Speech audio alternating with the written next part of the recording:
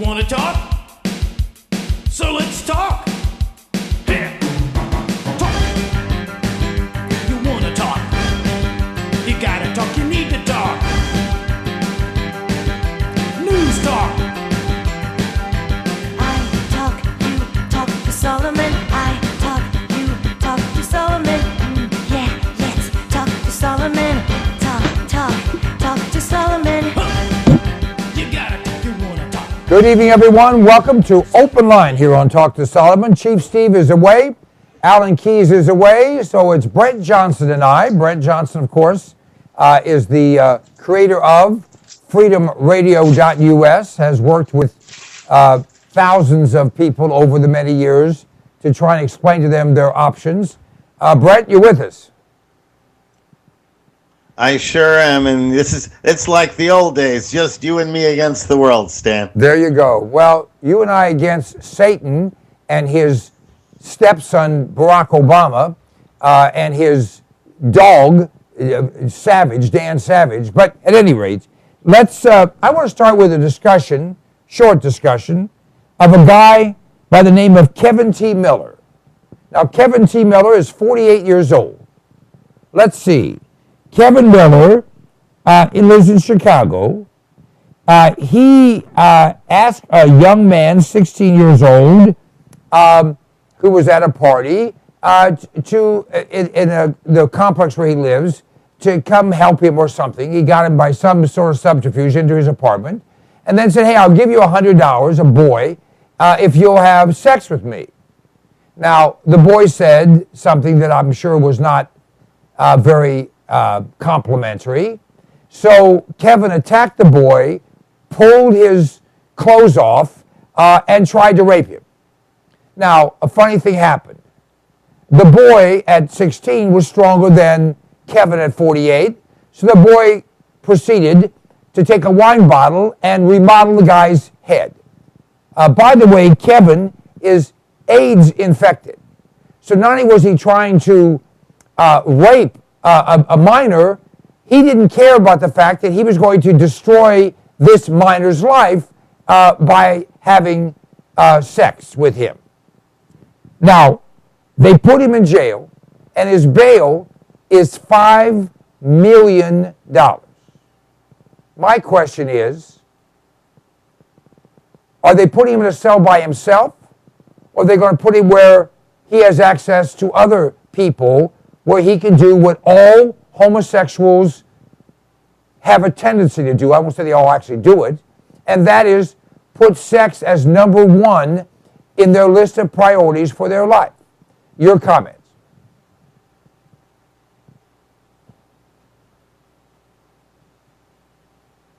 Brent, did we just lose him? No, I'm right here. Sorry. Okay. Sorry, I'm right here. All right. I apologize. The first thing I was going to say was that the guy has admitted to the cops that he has HIV. So it's no longer an idea; it's a reality, and it's newsworthy. If this guy ends up in prison with other prisoners, they'll rip him to shreds, because any one of them will be afraid that they'll get infected from him, even indirectly. And they'll just rip him to shreds. So, he better hope that he's isolated. He better hope, that he's all alone. I may have gotten the story wrong, but I thought in the story he actually did commit the rape, and it was afterwards that the victim got into another room, grabbed the wine bottle, and knocked it over on him. So I thought he actually did consummate the rape. Which makes it a whole different story here. Well, according to what I was told, he attempted to consummate the rape, but he was not successful. But either way, and of course, for the teen's sake, I hope he was not successful. But either way, the issue is not him. The issue that I want to talk about is the reality, and of course, this will get me all kinds of hate mail, which, by the way, I use to keep warm in the winter because I burn it. But here's the fact. Homosexuality, are you listening, everybody? Jason Too Tall, or whatever your name is? Homosexuality is a problem. It is a a destructive element in anyone's life where it enters, and homosexuality overwhelmingly takes over the lives of people who are in fact homosexual. It's where they put sex as the number one focus of their lives. That's the point I'm trying to make. To where they don't care about right, wrong, legal, illegal, moral, immoral, acceptable, unacceptable, friend, family, neighbor, stranger. It's a sickness, in my opinion. Well, I think it's a clear criminal violation, and it should be treated as such. I'm a little dubious whether I would ask for the death penalty on this, but if you have destroyed someone's life, and if that person subsequently dies, why should you go on living? At the very least, I think that the perpetrator's property, bank accounts, should all be given to the victim or the victim's family. I think that this man's life should, to a large degree, be destroyed for having done this. And if the boy was to catch AIDS, if the boy was to die, then it's the equivalent of accessory to murder. Well, I frankly don't. He knew he was HIV. Yeah, he's already got the death penalty. He gave himself the death penalty. He's going to live a period of time. I think what you should do with the guy is say, all right, we're just taking away your meds. You just deal with it. We'll put you in a place where you can't hurt anyone else, and however long you survive, but we're not giving you any antiretroviral stuff to elongate your miserable life. Stan, I'm so glad you're my friend. I was going to wash my hands and everything. All right, let's talk about another group of lovelies who I would commingle with this guy, and that's the Castro brothers. These are the guys who it has come out that kidnapped kids. Well, one was 20, one was 16, I think the other was 17. Kidnapped them and kept them for 10 or 11, 12 years, using them as slaves. And by the grace of God, one of them found the strength, because don't forget they were psychologically destroyed by these guys. They aren't. It's not, if someone got a hold of you, Brent, or me, or 99% of our viewers, we would use whatever we could to get to where we needed to be, to get free, to get justice done, whatever. But these were kids when they were taken, even the 20-year-old, still a young person. And then these guys, these three men, hammered them psychologically, if not physically, to where they were shells. And that this girl, after 10 years, after having been impregnated and had a child, of course, they probably used that child as a threat against her. If you ever do anything wrong, we'll kill the child. That she saw an opportunity and mustered up the strength, the will to break for freedom. God bless her, and I hope that they are able to make a recovery. But let's talk about these guys. Are they legals or illegals? I don't know. That they're Hispanics, we know by their name, but my guess is they're illegals. But that's not a fact. No one's told me that, and they won't tell us even if it's true. That they lived in an area where one of the neighbors said a naked girl was seen in the backyard, and the police never investigated it. That when they initial losses, they went to this guy, but they used cadaver dogs.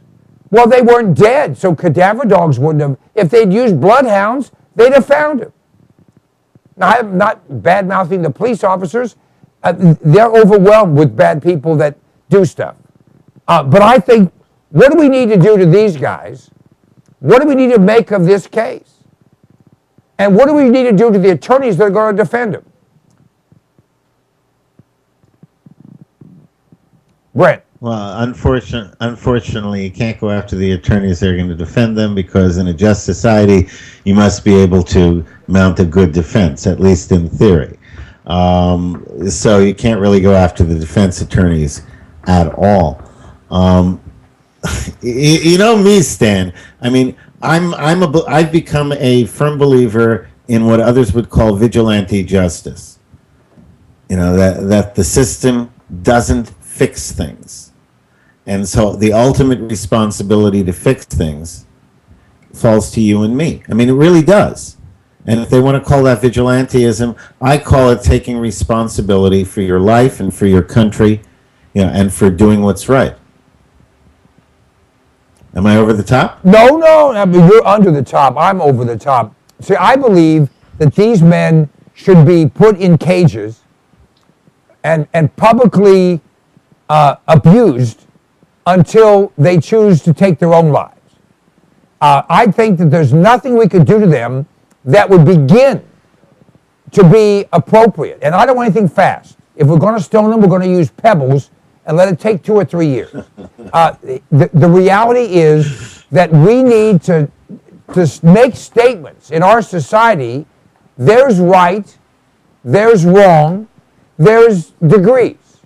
But if you go beyond a certain point, you remember that one Muslim, whatever he was, captain of some sort, that wanted a woman who was married. She was a good person. She wouldn't do anything with him. She was with her husband. So this guy accused this woman and then took her out and shot her 3 or 4 times until she was dead in front of everyone. And the video of that was on YouTube. And then they somehow said because she had wrong thoughts or something. Now, allegedly, even the Muslims were outraged, which is amazing because Muslims are morons, these radicals.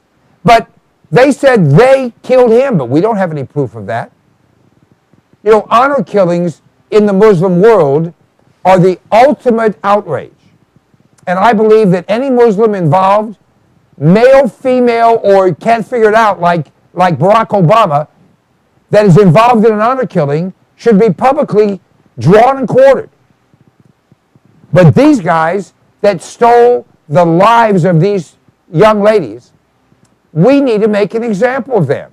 And it's not to give them an attorney, to let them have their day in court, and then to protect them in jail and make sure that they're well-fed, well-housed, and taken care of for the next 20 or 30 years. That's not acceptable to me. Do we know the ages of these brothers? Yeah, 50, 52, and 54. Okay, so they're in their 50s. Yeah, I'm still at a loss as to how anybody could keep somebody captive, much less 4 people, the 3 women and the 6-year-old child, for 10 years. I'm at a loss where nobody would notice anything, nobody would hear anything, nothing at all. So I'm, you know, I don't even know what to make of it. What drastic measures did they take to keep it covered up? I have no idea what the snowball effect of what these people were doing. You know, who else they harmed. This one really blows my mind. Well, when you think about this, you have to understand they stripped these women of their humanity. I guarantee you they didn't have the ability to go to the bathroom unobserved. They didn't have the ability to do anything unobserved. They had no privacy whatsoever. They had no freedom whatsoever. They were tethered, tied in some sort of manner, and they were so hurt physically, psychologically, or both, to the point that they were broken. They were broken. Did you hear her voice when she said, "I'm Amanda Berry"? She's 20. No, I didn't have time for the video. I only saw the news story. Yeah, but I just heard the audio of the 911 call. She sounded like a child. She sounded like a 15-year-old girl. Now, I wish them everything good. I don't want to invade their privacy at all. I don't want them to have to tell a single solitary detail of what happened to them. I just think we should kill these bastards. But we have a system. We have to follow the system. I don't disagree with you, Stan. And by the way, anyone that agrees to defend them better look both ways before they cross the street, in my opinion. All right, let's talk about the immigration bill. 11, maybe 12, maybe 15, maybe 18 million people that we're going to give everything we own to. We're going to give it to their families, so we're going to have between 30 and 40 and 50 and 60 million people that in the next 5 years will end up in America living off of us. It's going to cost us, they say $6 trillion. I think it'll be $60 trillion. The standard of living in this country will go to hell. Wages will go to hell. You'll have people desperate for any kind of work. And that Rubio is doing this, I wouldn't vote for Rubio for suppository at this point. As you're going down the list, I'm going check, check, check, check, check. Absolutely, 100% right there with you. And I think Rubio thinks that he could rein in the bad parts of the bill, the bad parts of the whole thing, with other legislation. I think he's being, at best, naive. I agree with you. I just like George Herbert Walker Bush was naive when he made a deal with the Democrats, like Ronald Reagan was when he made a deal with... The only thing good about Democrats is that they die, eventually. You cannot do business with them. You cannot trust them. They're just like Muslims. They will lie to your face and be comfortable sticking a knife in your back. There's a lot of the world that's getting that way, and I'm not happy about that. I see it. I've seen it all over the world. It's not just U.S. and it's not just Democrats. There are more and more people who are doing evil on some level. The Democrat senator leader of the Democrats in the New York State Senate and the former leader of the Democratic caucus has just been indicted on 9 counts of embezzling, stealing from his clients. Hello? Is there a pattern here? I'm just saying it's not just Democrats and it's not just Americans. Well, but does it make There's it any definitely a better pattern. that it's not just Democrats and it's not just Americans? There's got to be... And I'm thrilled at the indictment. Yeah, and I'm amazed at the indictment, but yes, I'm thrilled. And when you see a picture of this guy, he's not a particularly... he's not ashamed. That's the thing that blows my mind. When people anymore... godless people, to me, there's 2 kinds of people, those who believe in God and those who think they're God. And those who believe in God follow the rules, and those who think they're God make up the rules as they go, and there is no wrong, there's just caught. He's one of those guys. Barack Obama, Michelle Obama, Joe Biden, Harry Reid, Nancy Pelosi, and I could go on. These people are disgusting, because they have no conscience. And they certainly have no concept of right and wrong. Not as we know right and wrong. Absolutely correct. And the thing to remember is that it's what I said to Jake, the guest earlier, that organized crime with a badge. That's what you got. Basically, you've got the big gang mobs of the 1930s have now gone into government. And so they're no longer the mobsters, they're now the government. But they're doing the same thing that they've done. They just have a badge to go with it. Hey, I'm from the government. I'm here to help you. And once you realize you're dealing with a bunch of criminals, of thugs, then their actions are no longer surprising. They're doing just what thugs do. There was something put out by the Pew Research Center, which is very, very liberal. Pew comes from PU. At any rate, the Pew Research Center put out a study that says gun crime has plunged in the U.S. since the middle of the 90s by 30, 40, 50, 60, 70%, and yet the media would have us believe gun crime has gotten dramatically worse. We've gone from 20 states with concealed carry permits to 45 states with concealed carry permits, and gun crime has gone down. Gun deaths have gone down. Gun accidents have gone down. Violent crimes using guns have gone down. Why in the hell are they trying to, quote unquote, get gun control? Because a few lunatics, mostly liberals, use a gun to do something insane. That's exactly why they do it. It's a perfect poster child for a cause.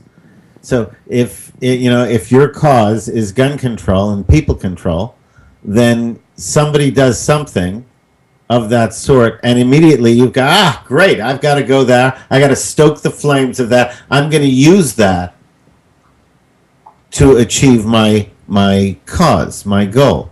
And that's what, that's really what it is. You've got people who are ideologues, and their ideology involves everybody's happy, everybody has what they need.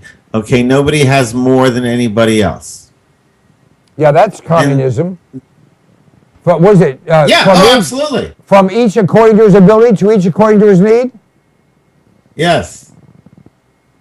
Yes. By the way, and that's exactly. I mean, if you looked at the 10 planks of the Communist Manifesto, you will find that every one of them has been firmly implemented and entrenched in the United States for the last 50 years.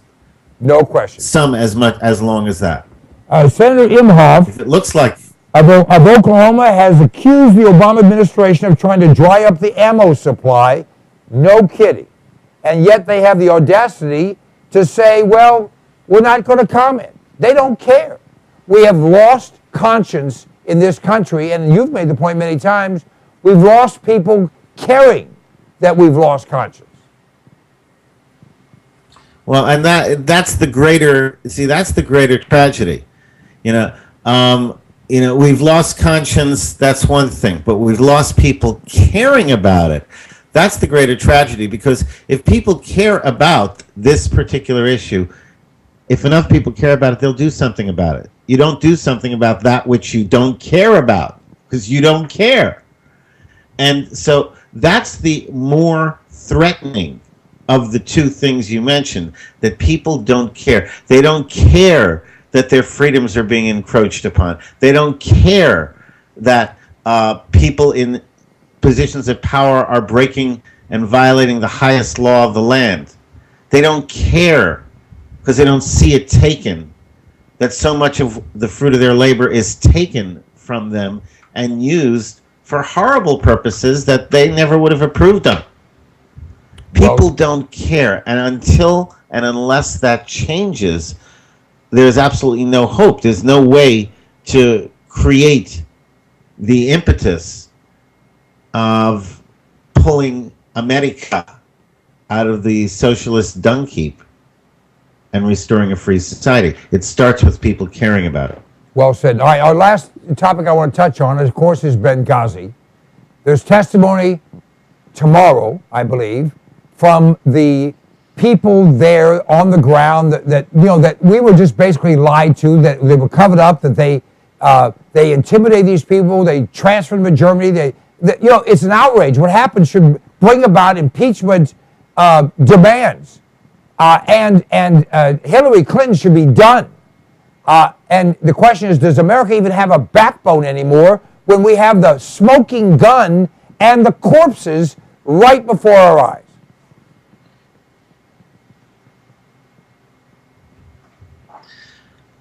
It comes back down to accountability. It comes back down to something that we've talked about weeks after weeks after weeks.